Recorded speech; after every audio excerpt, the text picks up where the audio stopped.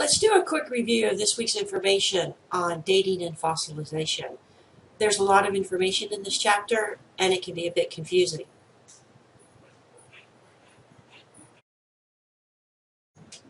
Question: what are the two major classes of geologic dating and how do they differ? The two major types of dating include relative methods and absolute methods. Relative methods focus on comparison of fossils, strata, or other artifacts to determine which is older and which is younger. They do not provide exact dates for the materials. Relative methods include stratigraphic correlation, which matches strata from different sites that are temporarily comparable. Other relative methods include chemical dating, biostratigraphic or faunal dating, and cultural dating. Chemical dating, such as fluorine dating, compares the relative amounts of absorbed fluorine in bones from the same site. Biostratigraphic or faunal dating utilizes known dates of appearance or extinction for specific fauna to provide approximate dates for the strata in which they are found. Cultural dating utilizes change in form of various cultural objects, such as tools or pottery, to provide a general date for a stratum or site. Absolute dating uses chemical and physical processes to provide a date range for an object, fossil, or site. Absolute methods include radiometric and non-radiometric methods. Radiometric methods, such as radiocarbon dating and radiopotassium dating, utilize the regular radioactive decay of isotopes from one form to another. Measuring the ratio of the two forms provides date information. Non-radiometric method utilizes other processes to assess a date.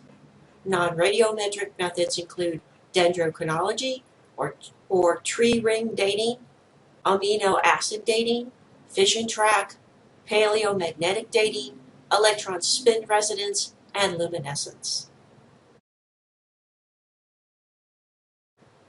What is radiocarbon dating?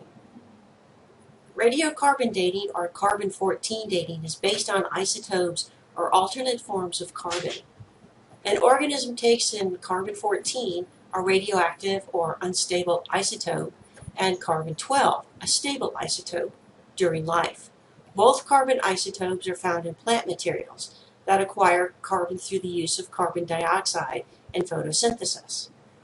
The ratio of carbon-12 and carbon-14 in an organism remains constant throughout life.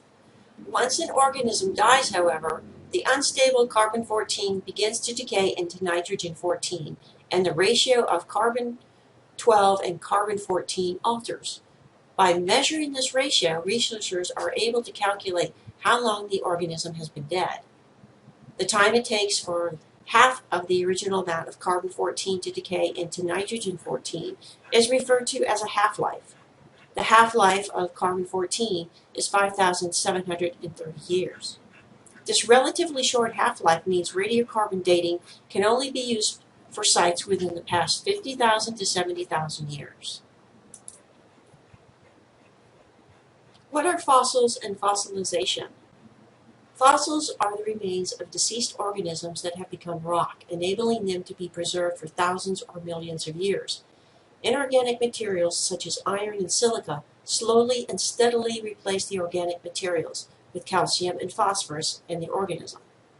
Fossils are found in a variety of rock, but most often in sedimentary rock, which forms from the accumulation of sediments.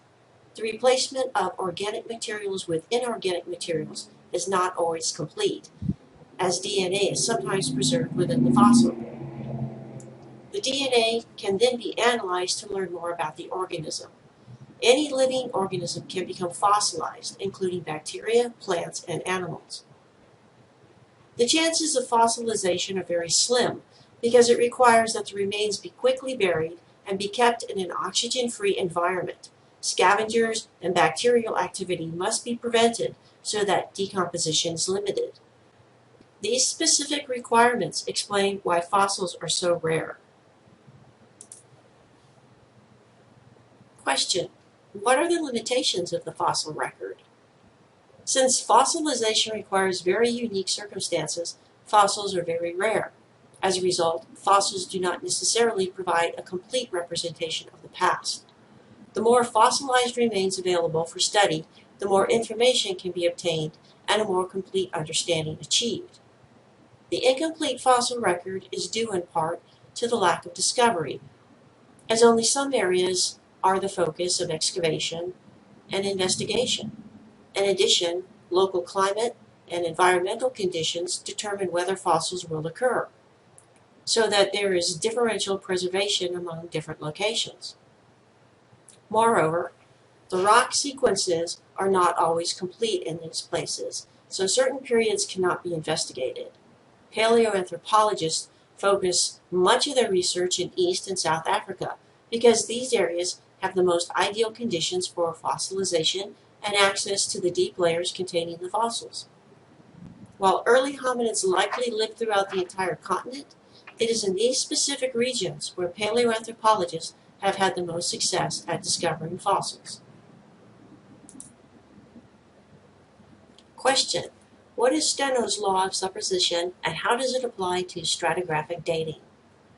Nell Stenson created the law of superposition, which is the foundation for relative dating methods. This law states that the youngest objects or layers are on the top, while the older objects and layers are deeper. As the Earth builds up layers, one on top of the other, the newest and youngest layers are on the surface.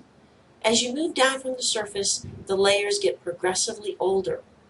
This law is important for stratigraphic dating because fossils, bones, or other objects incorporated into these layers can be compared to each other to determine relative ages. Those materials in the lowest layers are the oldest, while those that are in the highest levels are the youngest. This law allows a general age sequence to be established for layers or strata at a site or location.